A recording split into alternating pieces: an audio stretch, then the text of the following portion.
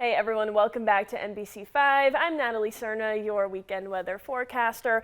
Let's get into today's highs. It was pretty warm here in the Rogue Valley, making it to 95 degrees. Lots of 90s in the valleys, 60s for the coastline, and 80s for east of the Cascades. So overall, slightly cooler than we have been in the previous weeks, but hot overall. Tonight, mostly cloudy, especially on the coastline, and haze in the east and northern California. As we know, they have been dealing with pretty significant fires over the past few days, and with breezy conditions expected tomorrow as well, we can expect that smoke to kind of make its way into our area, especially here in the Rogue Valley with fires like the Dillon fire in Siskiyou County. That's going to push up north and kind of dissipate across our whole area.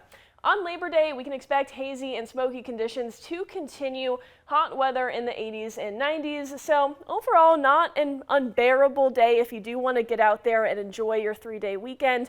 But just keep in mind, it is going to still continue to be hot, and there may be parts or portions of the day that are smokier than others. So if you have sensitivities to that, that's just something to keep in mind over the next few days. And looking ahead, we do have a bit of a heat wave towards the middle of next week and a slight chance of showers and storms in east of the Cascades and northern California. Take a look at the smoke. As I mentioned, the Emigrant fire burning on kind of the border of Douglas and Lane County. It's going to be moving eastward and concentrated mostly into places like Lakeview. The Dillon fire in Siskiyou County pushing north into the Applegate, Illinois, and Rogue Valleys and really concentrating in that area. Unfortunately, we don't have really any rain in the forecast, and so dry conditions and low humidities, it's just going to amp up that fire danger over the next few days. So some things to keep in mind. On the coastline tonight, as I mentioned, lots of cloud cover and breezy, lows in the 50s. Tomorrow, partly sunny and staying dry with highs in the 60s. In the West Valleys tonight, partly cloudy and breezy, lows in the 50s. And tomorrow, a lot like today, highs in the 90s, sunny, and then getting more of that smoke and haze building up towards the afternoon.